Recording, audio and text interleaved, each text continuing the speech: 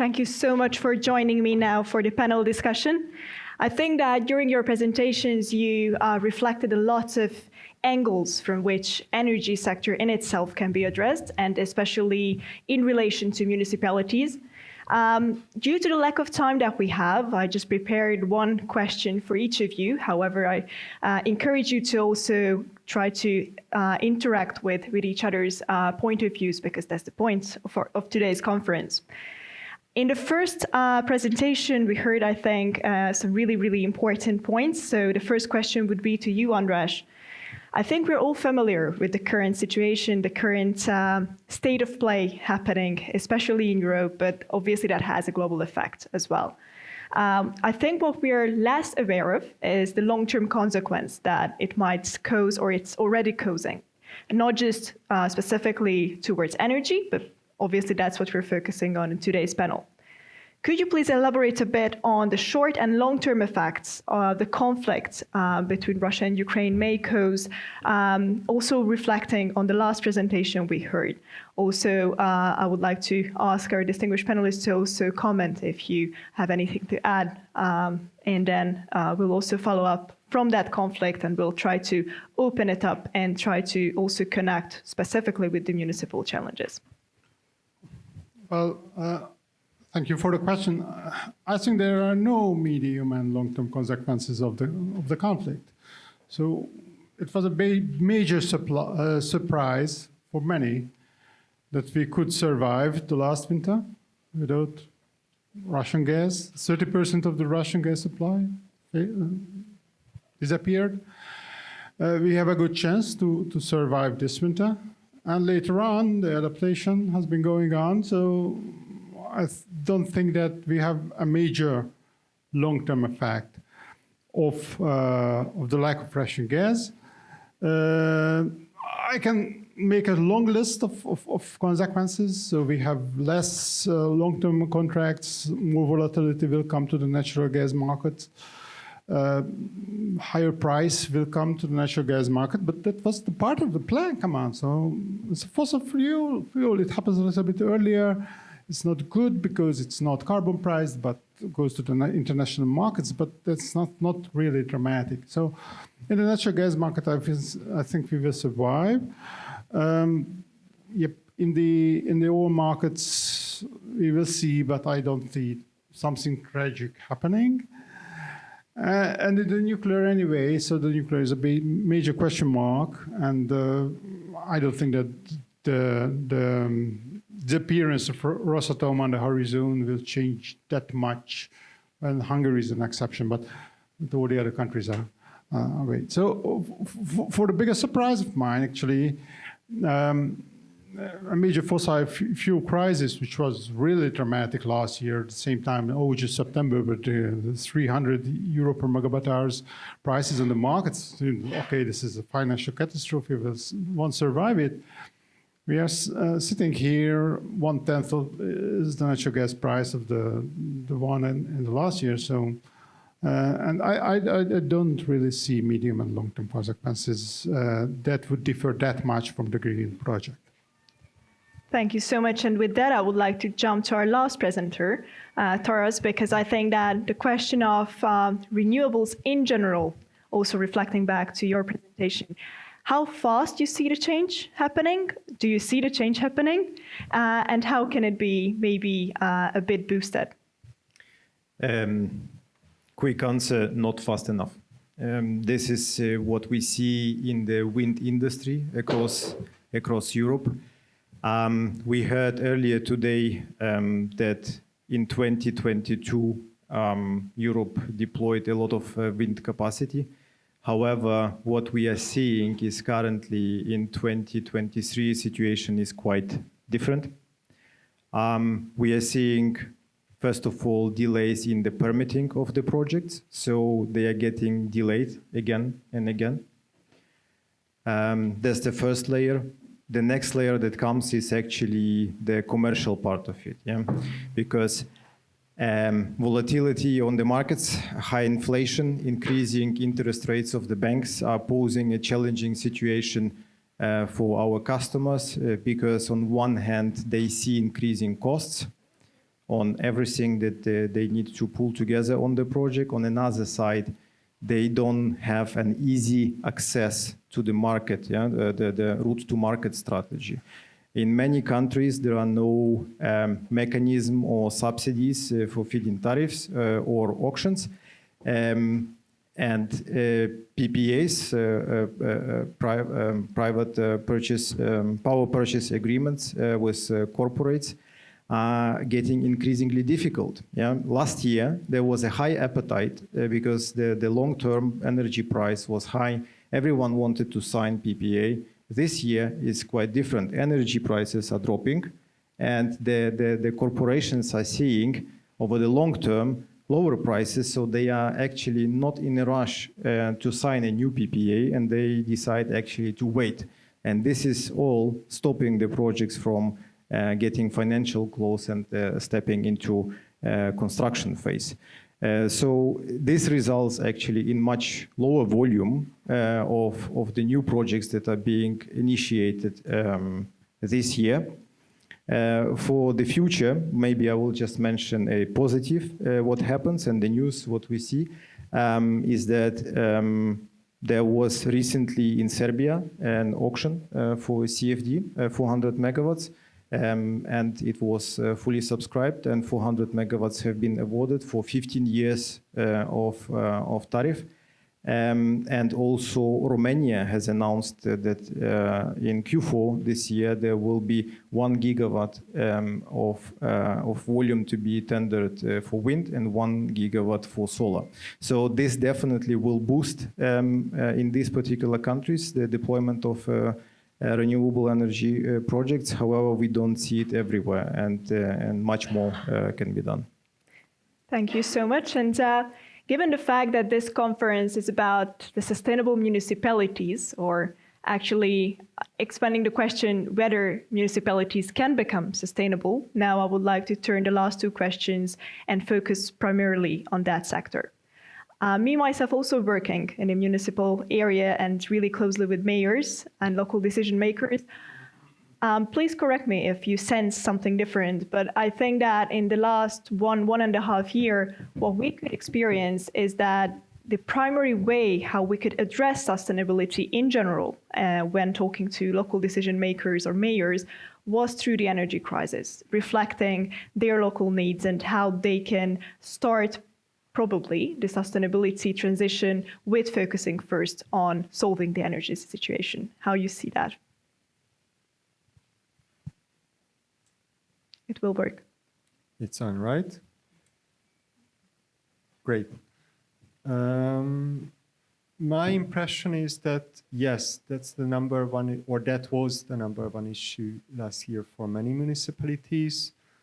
And many municipalities, I think they felt they were stuck in a situation where they don't have much space to maneuver to cope with the situation, and they were choosing between cutting their legs or their arms.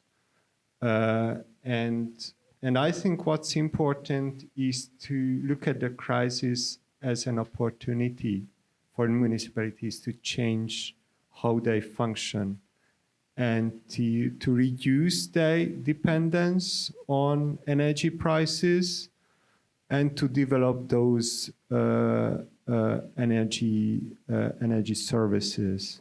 So I think that's crucial, and for that one, I think it's really important to have a long-term and coherent vision. So I think what's happening often in Hungary, that many municipalities have SECAPs, but so far these SECAPs are on paper. They are done by a consultant company. They are often not really embedded in the actual work of the municipality. SECAPs can be a really good start, but I think it's more important to put energy matters in the very heart of municipal work, and not just to cope with paying the bills, or not just to hope to get some funding from the EU, but to try to build up a coherent vision, to look at best practices, like the ones Fanni mentioned. So probably you also have some additional thoughts on that.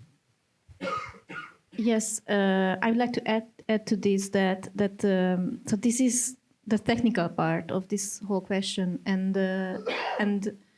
empowering the local citizens and helping them to actively participate in this process, I think is crucial because fundamental change can be only achieved if the local people are aware of this whole situation, and they are aware of the new plans and aims of the municipality, and if they are their aims as well. So I think without the local residents, these success stories couldn't grow this much. If you allow me also to reflect a bit from what you said, I think exactly all the points that have been raised as one really core issue, namely addressing sustainability in a different way that it's currently addressed. Especially given the fact that what also you, Márton, mentioned, that it's usually just on paper. Strategies are being made all the time, and sometimes the action is what's lacking, or most of the cases, the action is what's lacking. And in my humble opinion, the reason for that is exactly what you mentioned, with the lack of coherent structure and with realizing that best practices can only be implemented if we see the social dimension as well, if we see the economic dimension as well as the environmental. So just as a closing remark, how would you reflect on the success of a sustainable transition in case of municipalities in terms of actually understanding the core issue of sustainability? Do you think, just to put the question short, do you think that municipalities understand sustainability as they should? Just a quick answer from all the panelists. I cannot resist but to comment on this, because what we are seeing and what I mentioned is that permitting is way too slow in Europe. And what we are seeing in many countries is that it's taking a lot of years. In Germany, the average time from initiating the development of the project until the project can be built is around 10 years. In some of the countries, it's even more. So we discussed earlier today with a colleague here that some countries see this period of 15 years from the initiation of the project until it can be built. So you start the project when you are young, and you build it when you are quite old. So this needs to be improved, and Europe overall has a target to decrease this permitting time to 2 years. And this is actually what can really, really help for energy transition to happen faster. Yes. I'm not very democratic in this regard. So, well, if I understand it well, until 2030, we have a plan. It is going to happen because a lot of automatic mechanisms are there, and even beyond. If the social support is there, I think we have a top-down imperative, what we have to do, and there is not too much optionality, actually. The technology, everything is just one way. So sustainability and decarbonization must happen, and the energy and financial reality will be adapted to this process. It is always better than municipalities go into this new reality willingly, and they know what is this about and not protesting against that. But as long as the overall democratic support is provided for decarbonization, it is going to happen. You want it, you don't want it, and that's the way how it goes. I know it's a very regulatory way of view, that regulation is a dictatorship.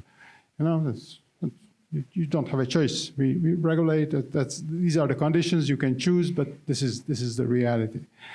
So that's why I'm speaking. I'm a macro and not a micro observer of the thing.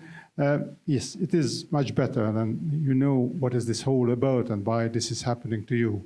and this is about conciseness.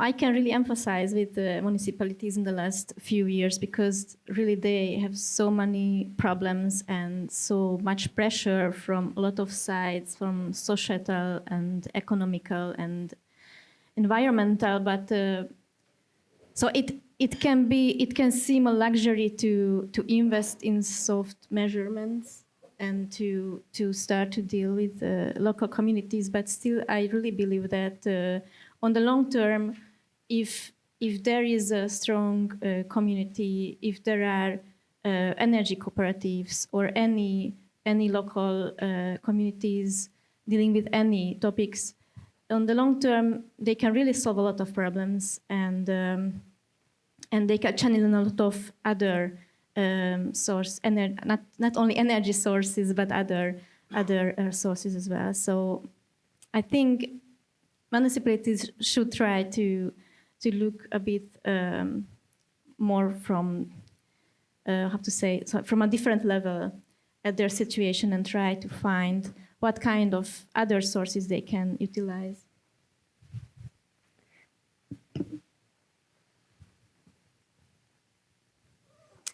I think we have a point of debate with András.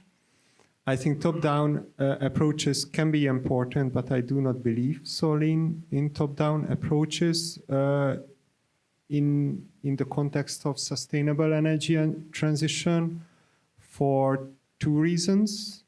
One is that our current climate crisis is rooted in how our economy and society function. And those on the top with vested interest, even with the best intentions, cannot change that without on their own, or will not change that. So there should be some kind of bottom-up approach to change. The other is that I think there is a huge political risk now of the sustainable energy transition to lose public support or to become a divisive issue. When I was young, green issues were seen as universal, as apolitical, because it's good for everybody to protect the environment. Now it seems that it's getting dragged into this kind of cultural war in politics, and I think that's a danger. And we can change that only with building public support for energy transition, and that can work only with people feeling they are part of that. It's not against them, it's not taking away anything from them, but it's our common interest to do that. So I think that's why it's important, I think, to emphasize the bottom up as well.